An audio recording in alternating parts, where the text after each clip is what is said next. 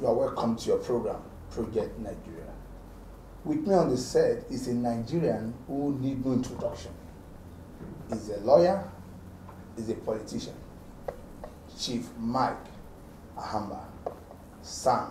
SAN in Nigeria means Senior Advocate of Nigeria. You are welcome to Project Nigeria. Thank you very much. Chief Mike, the 2015 election is around the corner, and the politicians have started again, promising Nigeria what they want to do. Will you say we are ready for 2015 election? Yes, we are, because we have to hold the election. We are ready for 2015 election. There's no reason why we shouldn't hold it, because it will be due constitutionally to be held. If we don't hold it, we are enabling the sovereignty of this country, and I don't think anybody in Nigeria will want that to happen. So we are ready for it. Given one or two things that may have been going wrong with our elections, I want to say this, that Jega may not have got it all right, but definitely we are not where we were in the days of his predecessor. There has been an improvement, and there has continued to be an improvement. I believe that he can sustain it by taking charge of the lower rungs of the ladder. That's where the problem is, the state offices and the local governments. He should look at those places more closely and study more closely the complaints that have been registered against such places to find out what can be done about it. I believe he has a good intention, even though the task is enormous, very, very enormous, because he is dealing with a situation in which people have already built up their mindsets. That election time is their own year, is their own time for accumulating their own part of the national gain, one way or the other. So it's not an easy thing. He's in a very big problem, but I think that if he can retain substantial credibility and retain a positive intention, be over creating a situation for which he will be remembered even after he has left this world. I think he will make it. Have you taken a look at the INEC timetable for next year election? Yes. What's your view?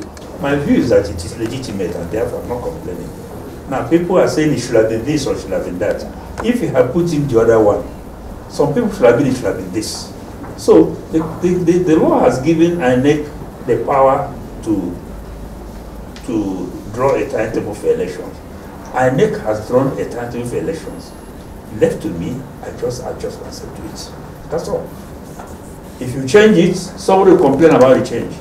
They've exercised a legitimate power and should not make the mistake of tampering with it. This is my respect, my humble view about this. So you are not factoring the issue. People are saying the timetable could factor in bandwagon effect. Good. Bandwagon for who? In other words, the people have already decided who will win. If you have decided who will win the election, why do you contest against the person? As of now, we don't know who will win the presidency. How can somebody sit back and tell INEC to draw a timetable that depends on changing who might win? When we are saying we're going into an election and presidential candidates will come in from several parties, and we don't know the person who will win. So this is why I look at it. If you change it, somebody will complain about the change. Having said it, let everybody adjust to it. That's my position. We are preparing for election. Same time we are preparing for national conference. Is it not too heavy for the country? Well, I have my personal views about this, but it appears to be a minority opinion, and I held the view that, I still hold the view, that a national conference to be useful in Nigeria, to be positive in effect, should one, be based on a legal framework. Without a legal framework, it looks to me like a talk show. Secondly, a national conference should not be time framed to target an event that is already in existence. Now, I don't see Nigeria as going to start and end with 2015. So to limit our national conference in a manner that it can, the effect can be used in the 2015 election, to me, is a first mistake on the matter. Because if you now do that, it means you have to go to the National Assembly for alteration of the Constitution. You don't know how long this will last, particularly as the National Assembly has insisted on amending when the Constitution gives them the power to alter. These things can cause their own problems. Amendment and alteration are simply not the same.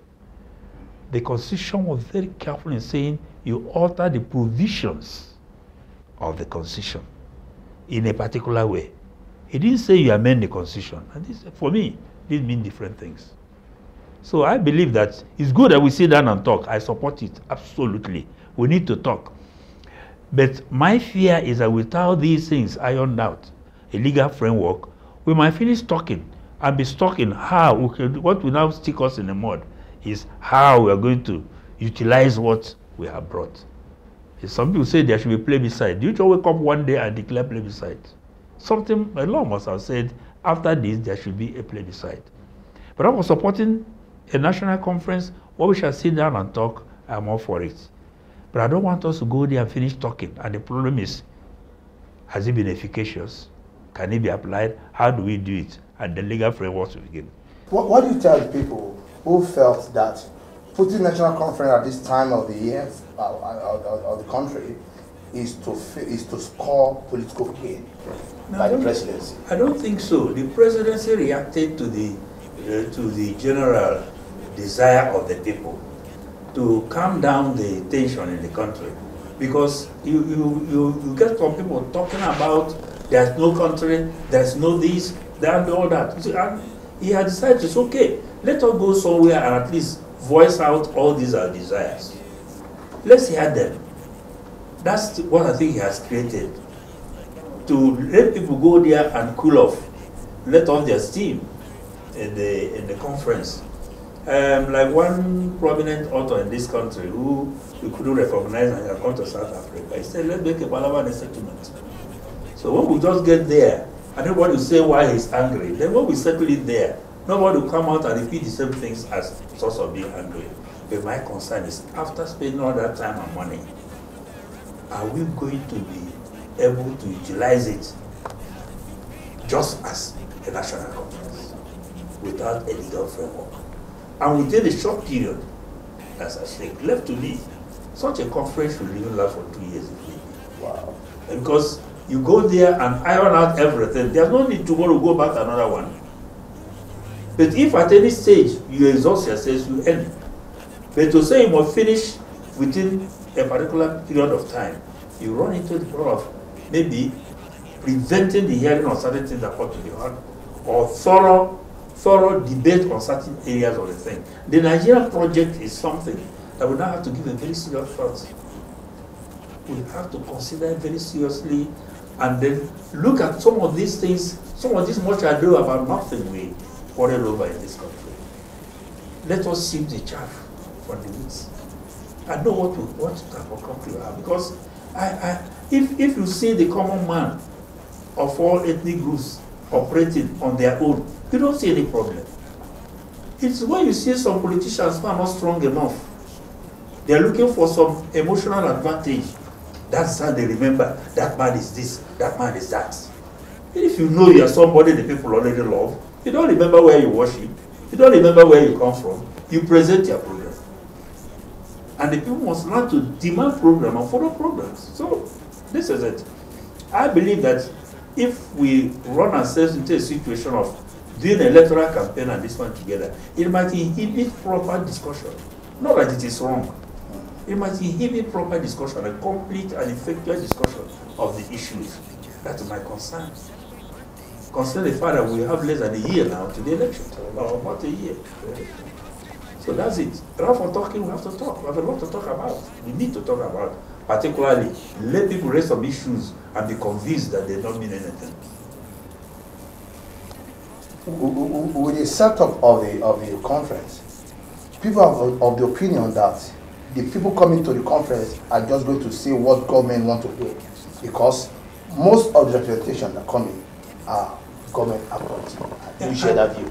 Now, I don't think I share that view, because If government were to appoint me to that place, I believe that they are sending me because they think I can be objective enough to hold my views. You see, some of the times people talk about interference. It is self-induced interference. Some people go and say, oh, the governor is making me do this. I'm doing this so that the governor will be angry. I'm doing that because so that the president will be angry. If I do this, I'll displease them. These are people they've never met. Go and do what your conscience has told you is right. Do what you think your patriotic instinct has told you is right. And I want to assure you that nobody in authority who loves this nation will go against you. So if people are appointed and they go there to go and do what they imagine will please the president, don't let the president. Because I believe he's going to choose people who are capable of standing up for themselves. And they ought to stand up for themselves when they are selected there. You see, there's a difference between who you are before you are given a national assignment and who you are after you have been given a national assignment. Before the national assignment, you are yourself. You do what you like. But when you are given a national assignment, you are removed from consideration. You now consider what will be good for others who are not there. And that's what I expect, that those who will be selected for wherever they will be selected would come with this in mind. Now, talking about those the president will select. What about those that will be selected by many other people? I understand the presidential one is 30-something members. And we have 490 members or something like that. If 37 persons overbear more than 400, then so be it. So, and if the president has a good idea, why should it overbear anyway? So let us hope that a stronger argument and stronger opinion that will rule the day. If we love this country, the important thing is that once you ascend to that convention, that conference, you should not be thinking about yourself. You should be thinking about your patriotic self to see how this country can be better. Let me tell you, we are stuck together here. Issue of split will not arise and cannot arise. Even if it arises, it will fail. So we should discuss how we shall stay together here. That's my own concern. How do we stay together in this beautiful country called Nigeria? Instead of looking for a way to separate or go apart, get apart. Because, my brother, if you split this country into 5 today, the same problem you have in Nigeria will arise in each of the units. You go ahead and split them again, the same thing will happen. New destinies will arise. The moment you create a new state will arise. I know when we were kids, we heard about the Middle Belt movement. They wanted a state for the Middle Belt. The whole of the Middle Belt, the area where you have Benue, you have Kogi, I think you have Kwara, and I think Taraba, they're all in the Middle Belt. I even think Benue Plateau. Those are all the Middle Belt area. At that time, under Joseph Taraka, they had one destiny. I also heard about core states, Calabar, Ogoja, Rivers, in the days of our secondary school. And they were looking for one state because they had a common destiny. But now see how many destinies have emanated from those places, and yet more destinies are coming. So that's the solution. The solution is honesty in leadership, honesty in rulership. Those who act in accordance with the will of the people and what will give them confidence in them and do justice to all at all times without fear or favor will show you that it is not splitting and splitting that will solve the problem of this country.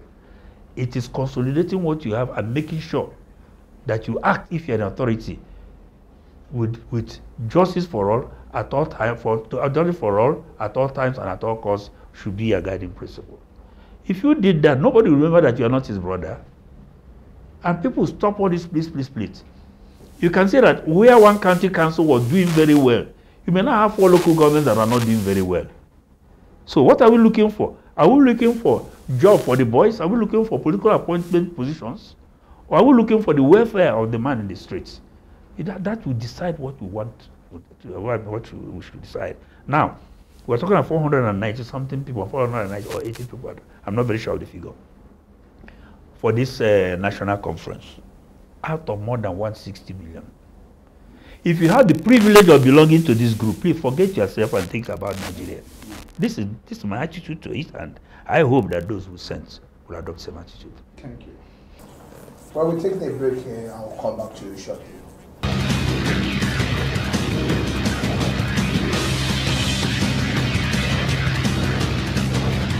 Welcome back.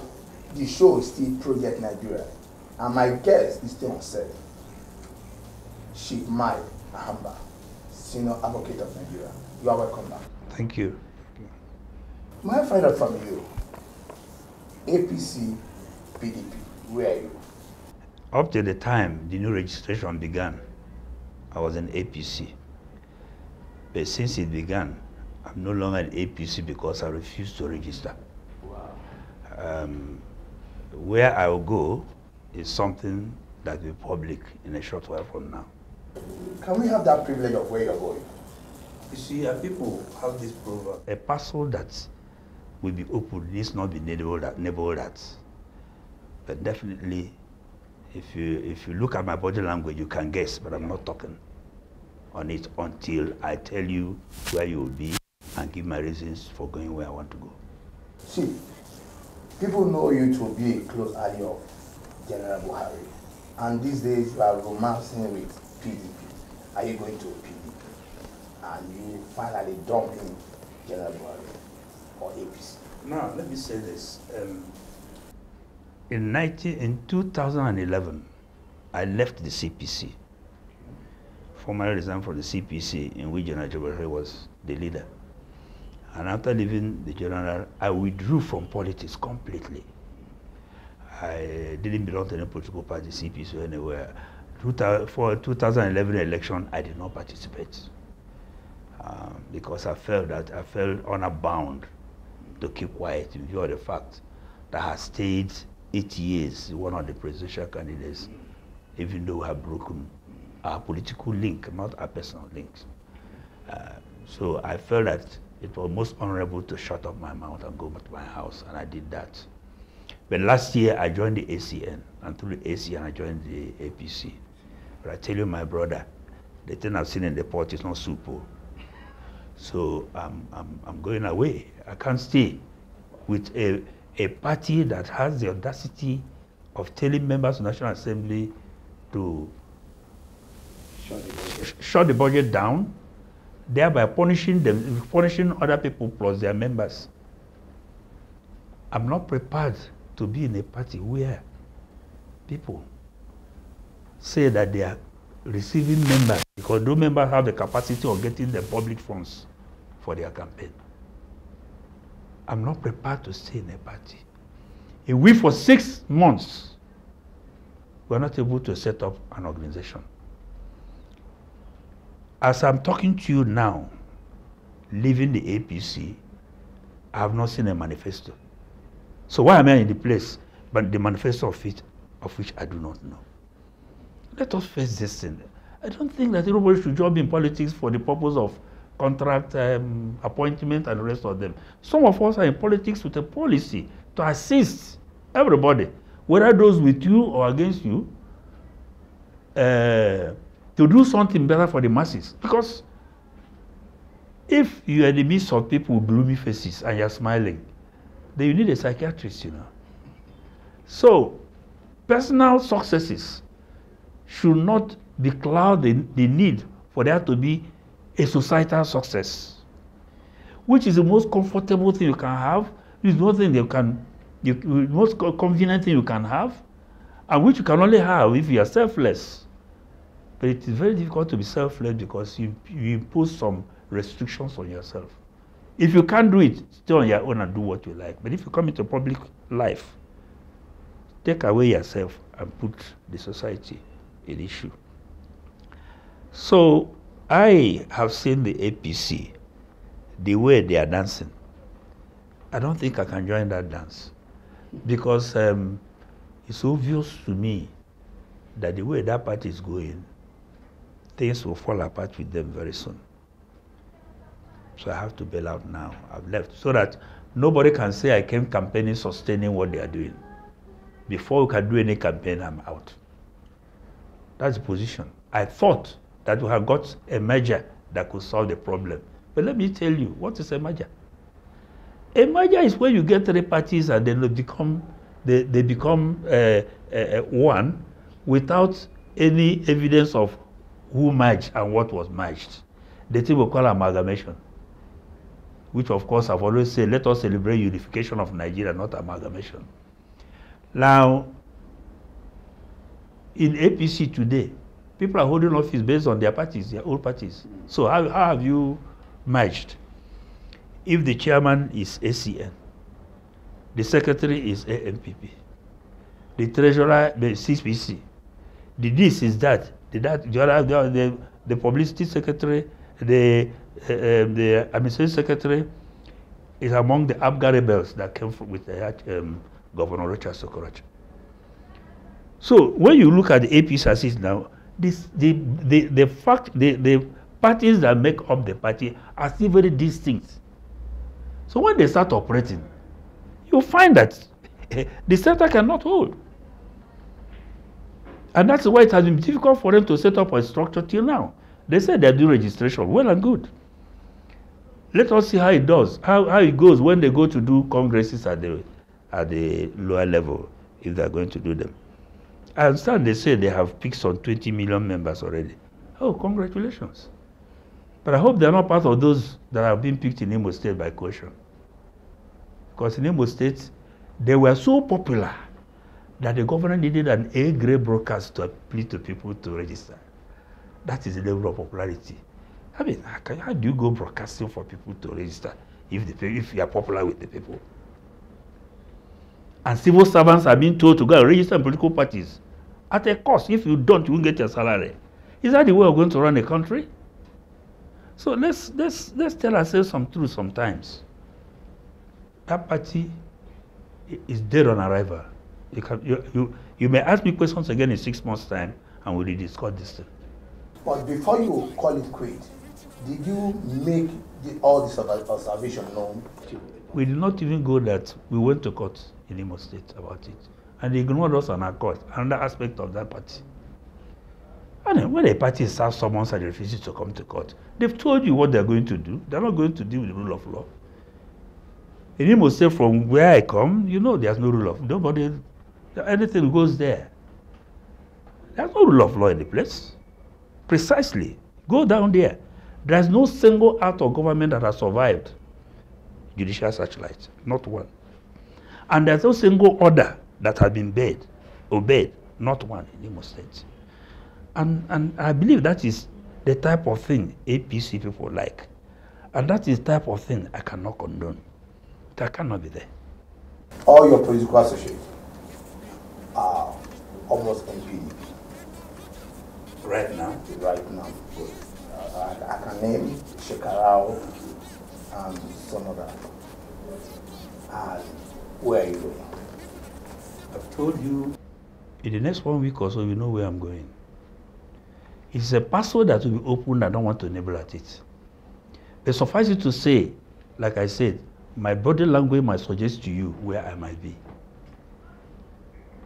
But I'm entitled to tell my people officially before I tell you.